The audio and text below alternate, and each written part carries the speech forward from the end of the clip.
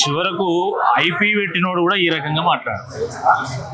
నాకు చేత కాదు, నాకు పరిపాలన దక్షత లేదు అని చెప్పి దప్పేసి ఊరంతా సాటింపు చేసినట్టున్నాయి ఆయన మాట. ఓకే, భారతదేశ చరిత్రలో ఇంత దయనీయంగా మాట్లాడినటువంటి ముఖ్యమంత్రి బహుశా ఎవరు ఉండరేమో. నాకు అప్పు ఉడతలేదు, నన్ను ఎవరు నమ్ముతలేరు, నన్ను దొంగలా చూస్తాను, నాకు ఢిల్లీ పోతే అపాయింట్మెంట్ ఇస్తలేరు, నేను ఢిల్లీ పోతే ఇప్పుడు చెప్పులు కూడా ఎత్తుకపోతాడేమో, అంతకంటే పచ్చి దొంగ నన్ను చూస్తాను అని చెప్పి మాట్లాడుతాను. మరి దొంగ అని చూడకపోతే ఏం చేస్తారు? మీరు దొంగతనం చేయకపోతే ఏం చేసింది 15 నెలల్లో? ఇప్పుడు మీరు స్క్వేర్ ఫీట్కు 200 రూపాయలు అని చెప్పి లెక్క కట్టి మొక్కుపుండి వసూలు చేసింది వాస్తవం కాదా? మీ బిల్లు రావాలంటే 20% మీరు పర్సెంటేజ్ చెల్లించాలని చెప్పేసి మీరు ముక్కుమిండి వసూలు చేసింది వాస్తవమా కాదా? రిటైర్మెంట్ బెనిఫిట్ కావాలంటే కూడా కమిషన్ కావాలని పట్టుబట్టింది వాస్తవం కాదా? మీరు దోపిడీ చేసింది కాబట్టి, దగా చేసింది కాబట్టి, మీరు మూటలు కాస్త ఢిల్లీకి మోస్తాను కాబట్టి, ఆ మోసిన మూటల నుండే కాంగ్రెస్ పార్టీ మొత్తం దేశమంతా ప్రచారం కోసం డబ్బులు ఖర్చు పెడుతున్నది కాబట్టి మీరు దొంగలనే చూస్తారు. మరి అంతకంటే ఏం చేస్తారు? ఇంకా ఇది చాలా దురదృష్టకరమే.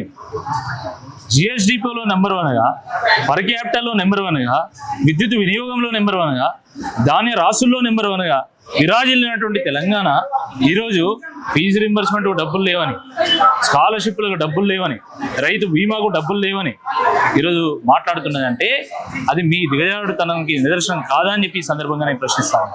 అవన్నీ తప్పించుకోవడానికే ఈ రకమైన దిగజారుడు మాటలు మాట్లాడుతున్నారు. చాతగాని మాట్లాడుతున్నారు. నాకు చేత కాదు అని చెప్పి చెప్పే బదులు చేత కాదని చెప్పి దిగిపోతే అయిపోతుంది కదా. నువ్వు చేత కాదని చెప్పి ఏం వెలగబెట్టడానికి ఈరోజు ముఖ్యమంత్రి కుర్చీలో కూర్చున్నావు?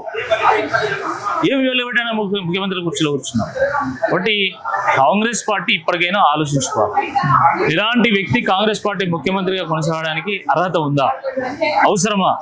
దానివల్ల లాభమా నష్టమా? కాంగ్రెస్ పార్టీ బేరే చేసుకో. ఓకే, నిన్ను పోయడం కాదు బాబు, నువ్వు రాష్ట్రాన్ని మొత్తం కోసి ముక్కలు చేసి పడేసినావు. ఈరోజు ఎంత అద్భుతంగా ఉన్నటువంటి రాష్ట్రం ఈరోజు చిన్న పేమెంట్స్ కూడా ఈరోజు వెనకాడేటువంటి పరిస్థితి వచ్చింది. ఎందుకు? ఎక్కడికక్కడ ముక్కలు చెక్కలు చేసేసి కాంగ్రెస్ పార్టీ నాయకులు దోచుకుంటున్నారు. ఇది వాస్తవం కాదా అని అడుగుతున్నా.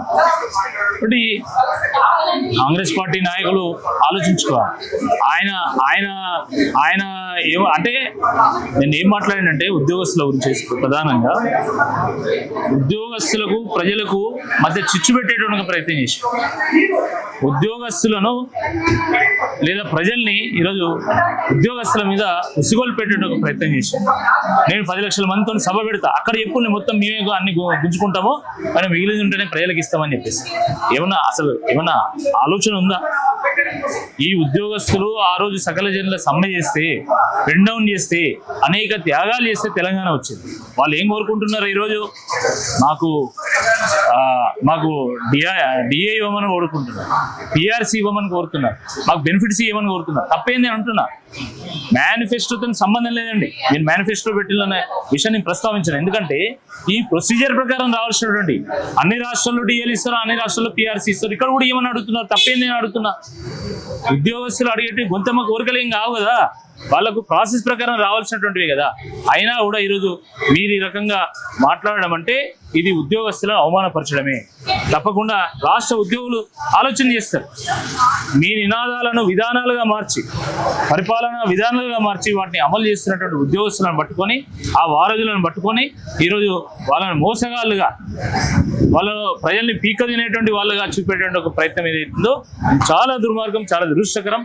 ఉద్యోగస్తులు తప్పకుండా దానికి తగిన సమాధానం చెప్తారని చెప్పి ఈ సందర్భంగా అసలు హెలికాప్టర్లలో పోవడానికి 200 కోట్లు ఉంటాయి, కానీ స్కాలర్షిప్లకు డబ్బులు ఉంటాయి.